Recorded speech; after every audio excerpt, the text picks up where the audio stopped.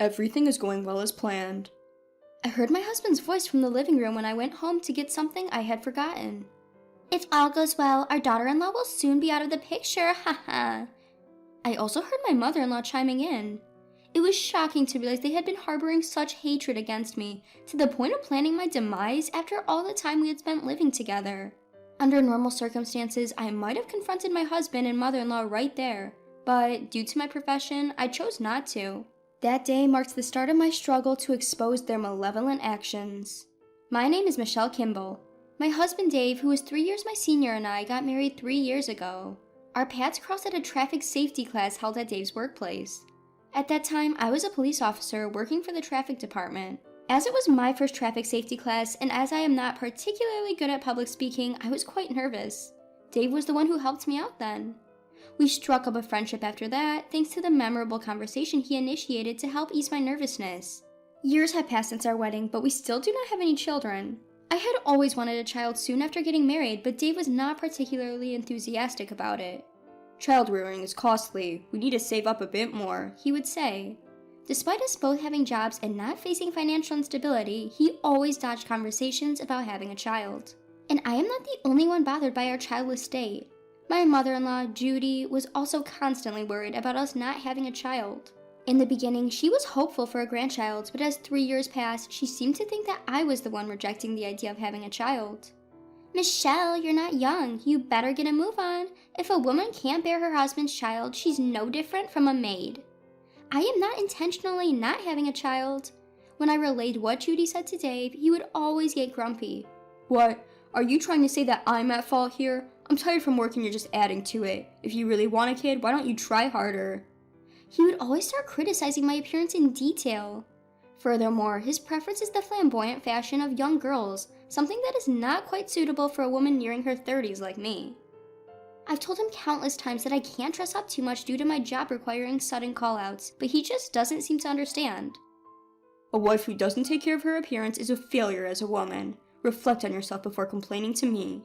I regretted my decision to marry him, as I hadn't known that the once kind-hearted Dave could have such a nasty mindset. 2 years after our marriage, my division at work changed, and so did my work schedule. As our days off rarely matched, we gradually spent less and less time together as a couple. Despite struggling to synchronize our days off, Dave would casually schedule something else. You're bailing on me again? We planned to go to the movies together since last week. Sorry, I was suddenly invited to go fishing with some girls from work yesterday. They said they were scared to bait the hook and they needed me. Sorry, but this is part of my job too. While he voices words of reflection, his expression is smirking. Because of my husband, who goes off to have fun on his own accord, all of my anticipated plans were consistently betrayed. Even when I'm feeling lousy and just want to enjoy a quiet day at home, my mother-in-law always seems to show up unannounced. Oh, where's Dave? He's gone fishing. Apparently some girl asked him to go. Well, I suppose he'd rather play with other girls than be with you. I don't want to deal with my mother-in-law who says such things without any consideration for my feelings, but I can't just ignore her and go out. So this is how my weekends disappear, listening to her snide remarks. You two really don't seem like you're going to have kids. You should be more proactive. You're the wife, right? I'm trying my best, but Dave doesn't seem very enthusiastic about it because of money issues. Money? So how much are you earning now? Even though she asked me, I hesitated to disclose such private information to my mother-in-law. Reluctantly, I told her a slightly lower figure than what I actually earn, and she smirked, seemingly disappointed. Oh, compared to what I expected, it's quite less. Well, I'm just a public servant after all. You want a child even though you're on such a low wage. How can you even say that? What is she comparing with, I wonder? I'd appreciate it if she wouldn't compare a public servant to some rich person, but something about my mother-in-law's demeanor at this time bothered me. And this doubt was just the prologue to the story that was about to unfold. From that day, my mother-in-law started openly harassing me. She started visiting more often, almost half the days of the week. Once, when I came home from work, she had let herself in with a spare key and was conspicuously cooking dinner. Oh, you prioritize work over home even though you're a housewife. Women without children really do have it easy. Maybe because I have to eat meals full of her nasty remarks, I always feel sick afterwards. And then there are times when she rudely wakes me up when I'm sleeping until noon after a night shift. How long are you going to sleep? You're disqualified as a wife if you sleep until noon because of a job you chose. No wonder men want to have other women. I was being forced to eat breakfast no matter how much I protested. Gradually, everything I ate started to lose its flavor, sometimes even tasting bitter. This went on for over a month, and with the stress and lack of sleep, I became so fatigued that even eating at home resulted in a run to the bathroom. Seeing my wary face, instead of showing concern, Dave made it obvious that he was annoyed. You look so downcast all the time, it brings me down too. You've handed all the housework over to Mom, at least try to look cheerful, he'd say. My mother-in-law always comes and nitpicks whenever I'm too busy to do the housework. You've noticed that, right? But despite my words, Dave would just ignore me and watch TV. He wouldn't listen to me, but he would laugh at the trivial talk that celebrities were having on TV, which made me explode with frustration. Dave, you've stopped making eye contact and talking to me recently. You even started canceling plans with me on your days off. Are you having an affair? An affair? What an accusation. At my words, Dave suddenly raised his voice. I have work obligations. It's easy for you to say without knowing the hardships. Or are you feeling this way because you're the one having an affair? He suddenly erupted, his face turning beet red. I was so taken aback by his outburst that I couldn't say anything in response. Moreover, Dave lashed out and smashed a vase that was on the table, the shards scattering all the way to my feet. That's way too much, even for you, I said. But for the first time, I felt scared of my husband. Since then, things like that kept happening over and over again, making me restless even when I was just at home. One day, due to work circumstances, I had to be away from home for a few days. On the day of my business trip, I left the house but realized I had left my important planner at the front door. I rushed back home to retrieve it. But the day before, we had a fight over his comment, "Must be nice going on a trip without doing any housework," so I felt awkward about seeing him again. So when I returned home, I quietly opened the front door. And there were Judy's shoes. Not wanting to see my mother-in-law either, I gently picked up my planner from the shoe cabinet and was about to leave when I overheard their conversation. "We've got everything we need. Everything's going as planned." "She'll be pushing daisies soon, ha ha ha."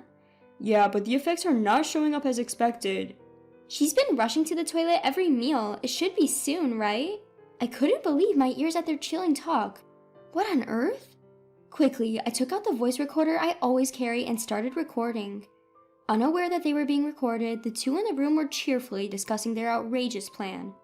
"Maybe we should increase the life insurance payout. That should be enough to pay off Mom's debt, right?" "That would help. You wouldn't have to see her ugly face every day." I was so shocked I caught my breath. I can't believe they're thinking of such things, even if they don't like me. Furthermore, I heard them laughing disdainfully, saying, "Even if we tell the cops, the traffic cop won't suspect a thing." Gradually, anger overwhelmed my sadness, and I vowed to take revenge on them. After that, I spent time on the business trip pondering on how to get back at my husband. Perhaps due to my gloomy demeanor, my colleagues expressed their concern, and I ended up venting to them. That's when I heard an unexpected piece of information from one of them. Apparently, a little while ago, there was a call about a drunk causing a ruckus in a gentleman's club. When they rushed to the scene, the man causing the disturbance was none other than Dave. He was someone who had attended our wedding, so they immediately recognized his face. "She's my girlfriend. Anyone who touches her gets a punch." Dave had held one of the female employees of the club tightly, causing a scene by kicking tables and causing a ruckus as he pleased. Moreover, it wasn't just a drunken declaration. It seemed like they were genuinely in a relationship. I knew he was cheating. Somehow, all of my husband's past actions suddenly made sense. Surprisingly, I didn't feel much shock. Rather, I felt energized to thoroughly investigate my husband's infidelity. Watch out, I won't let this go as it is.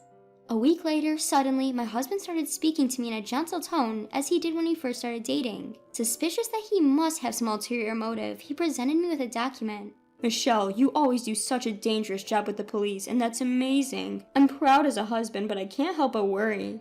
However, it would be problematic if something were to happen, or if you were to become the target of a grudge." To my surprise, it was an application form for life insurance. I was convinced that he was planning to implement their plan. Still, I wanted to believe in Dave one last time. "Do you really think so? Am I at risk of being targeted? If that happens, would you worry about me, Dave?" I stared straight into his eyes. "Please reconsider," I pleaded, but my husband nodded with a broad smile. "Of course, that's why. Sign this application form quickly." I wonder if all he sees in me now is the life insurance payout he would get in exchange for my life. He's a good-for-nothing man to the end, but thanks to him, I felt that I could carry out my punishment without any reservations. Well, in this world, you never know who might be out to get you.